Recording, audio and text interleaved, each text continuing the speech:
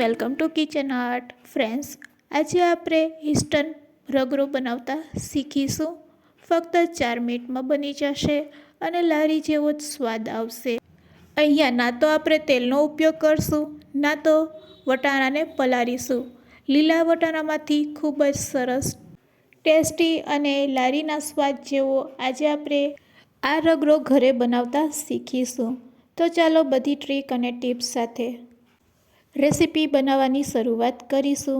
Recipe સારી લાગે તો લાઈક અને શેર કરજો. મારી ચેનલ ઉપર નવા હોય અને મારી ચેનલને હજુ સબસ્ક્રાઈબ ન કરેલ હોય તો સબસ્ક્રાઈબ કરી બાજુનું બેલ બટન દબાવવાનું ભૂલશો નહીં, જેથી કરીને તમને મારા નવા વિડીયોનું નોટિફિકેશન મળતું રહે.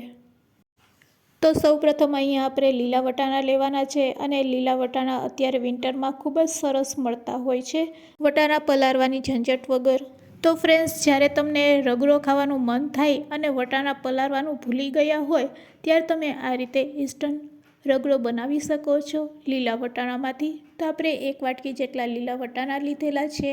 હવે આપણે કુકર લેશું અને કુકરમાં આ વટાણાને આપણે એડ કરી દઈશું. તો મેં વટાણાને સારી રીતે આ રીતે પાણીથી ધોઈને એડ કરેલા છે. તે જ રીતે હવે આપણે બટેટા લેવાના છે.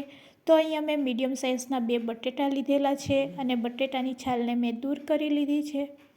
હવે તેને 2 ટુકડામાં કટ કરી લેશું. તે જ રીતે અહીંયા મેં 1 ટમેટું લીધેલું છે. ટમેટાને પણ આપણે 2 ટુકડામાં કટ કરી લેશું. તેને પણ કુકરમાં એડ કરી દેશું. તે જ રીતે મેં 1 મીડિયમ સાઇઝની ડુંગળી લીધેલી છે. આ રીતે સમારીને તેને પણ આપણે કુકરમાં એડ કરી દઈશું. હવે આ બધી વસ્તુને આપણે બાફવાની છે, તો તેના માટે આપણે પાણી કેટલું નાખવું તે પણ હું તમને જણાવું છું. આ રીતે આપણે 1 વાટકીમાં પાણી લેશું અને બધી વસ્તુ ડૂબે તેટલું જ આપણે પાણી તેમાં એડ કરવાનું છે. તો મેં ટોટલ 2 વાટકી જેટલું પાણી લીધેલું છે. પાણી એડ કર્યા પછી હવે તેમાં આપણે મીઠું એડ કરશું અને મીઠું એડ કર્યા પછી તેમાં અડધી ચમચી હળદર પણ એડ કરી દઈશું.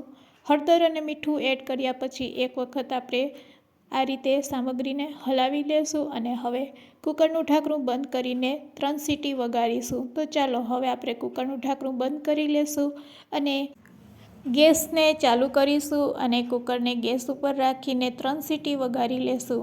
અહીંયા આપણે ગેસની ફ્લેમ હાઈ રાખીશું. હાઈ ફ્લેમ રાખીને 3 સીટી વગાડવાની છે. કુકરમાં સીટી વાગે છે ત્યાં સુધી આપણે રગડા માટેનો એક સ્પેશિયલ મસાલો બનાવીશું.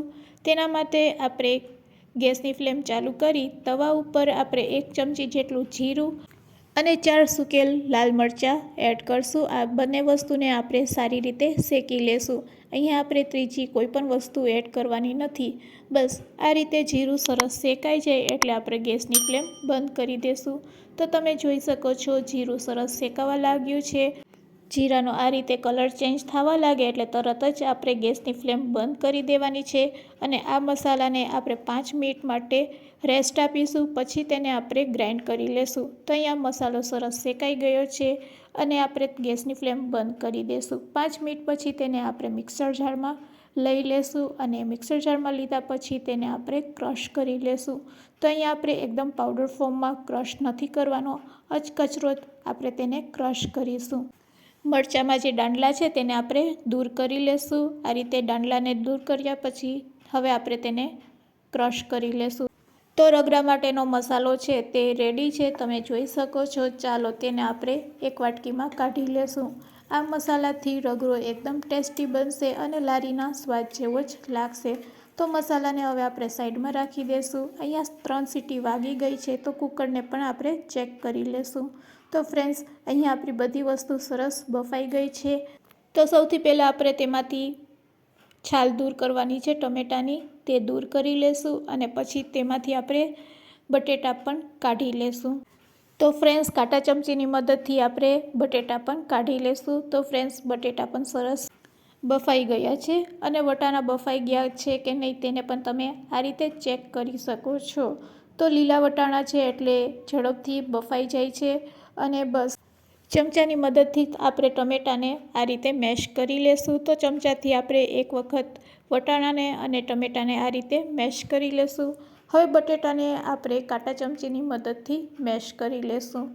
તો ફ્રેન્ડ્સ, અહીંયા આપણા બટેટા છે એ સરસ બફાયેલા છે એટલે ફોકથી એકદમ ઝડપથી તે મેશ થઈ જાય છે અને આ રીતે મેશ કર્યા પછી તેને આપણે કુકરમાં એડ કરવાના છે। તો હવે આપણે ગેસની ફ્લેમ ફરીથી ચાલુ કરીશું, કુકરને આપણે ગેસ ઉપર રાખીશું અને મેશ કરેલા બટેટાને આપણે વટાણા સાથે ફરીથી મિક્સ કરી દેશું। બસ આ રીતે તમારે રગરો બનાવવાનો છે। તો ફ્રેન્ડ્સ, તેલ વિના જ આ રગરો આપણે બનાવી રહ્યા છીએ, પણ ખાવામાં એટલો સરસ ટેસ્ટી લાગશે કે વાત ન પૂછો। લારીનો તો રગરો તમે ખાવાનું ભૂલી જ જશો અને વટાણા પલાળવાનું પણ ભૂલી જ જશો જ્યારે તમે આ રીતે રગડો બનાવશો। તો હવે આપણે પાણી નાખીશું। પાણીમાં ખાસ ધ્યાન રાખવાનું કે પાણી ગરમ કરેલું જ એડ કરવાનું છે।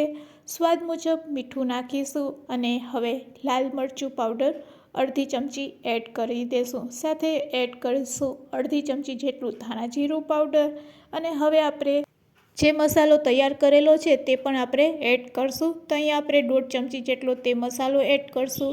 તો અહીંયા આપણે 1.5 ચમચી જેટલો જ મસાલો રેડી કરેલ છે, તો બધો મસાલો આપણે તેમાં એડ કરશું અને આ મસાલો એડ કર્યા પછી આ રીતે રગરાને આપણે ઉકળવા દેશું। તો ફ્રેન્ડ્સ, આ રગરાને આપણે 5 થી 7 મિનિટ માટે ઉકાળીશું। રગરો જેમ જેમ ઉકળશે તેમ તેમ તે સરસ સ્વાદિષ્ટ બનશે। તો રગરાને સ્વાદિષ્ટ બનાવવા માટે આ રીતે તમારે 5 થી 7 મિનિટ માટે તેને ઉકળવા દેવાનો।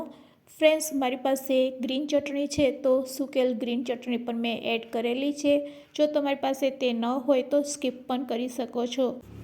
તો ફ્રેન્ડ્સ, રગરો સરસ ઉકળી ગયો છે અને એકદમ સુગંધ આવી રહી છે કિચનમાં। તો બસ હવે છેલ્લા સ્ટેજમાં આપણે શું કરવાનો છે, આ રીતે રગરો સરસ ઉકળવા લાગે એટલે તેમાં આપણે અડધી ચમચી કરતાં પણ ઓછો ગરમ મસાલો સાથે એડ કરીશું 1 લીંબુનો રસ। આ બંને વસ્તુ એડ કર્યા પછી આપણે ફરીથી તેને 1 મિનિટ માટે આ રીતે પકાવીશું। તો અહીંયા આપણો ગરમા ગરમ રગરો રેડી છે। હવે આપણે ગેસની ફ્લેમ બંધ કરી દઈશું। ફ્રેન્ડ્સ, અહીંયા આપણે પાઉં રગરો બનાવી રહ્યા છે એટલે રગરાને આપણે સહેજ પાતળો જ રાખીશું, કારણ કે જ્યારે તે પાઉં સાથે એડ થાય છે ત્યારે રગરો એકદમ ઘટ બની જાય છે। તો ફ્રેન્ડ્સ, આ રીતે રગરો રેડી થઈ જાય એટલે તરત જ ગેસની ફ્લેમ બંધ કરી દેવાની છે। ગેસની ફ્લેમ બંધ કર્યા પછી તેમાં આપણે કોથમીર એડ કરીશું। તો ગરમા ગરમ રગરો આપણો રેડી છે। તો ચાલો હવે આપણે આ રગરાને સર્વ કરીશું। તો આ રગરાને આપણે પાઉં સાથે સર્વ કરવાનો છે। ખરેખર ફ્રેન્ડ્સ, રગરામાંથી એટલી સરસ સુગંધ આવી રહી છે કે વાત ન પૂછો। તો ચાલો હવે આપણે પાઉં કટ કરીશું। તો પાઉં રગરો બનાવવા માટે આપણે લાદી પાઉં લેશું અને એક પાઉંને આપણે કટ કરવાના છે। તો કઈ રીતે તમે કટ કરશો?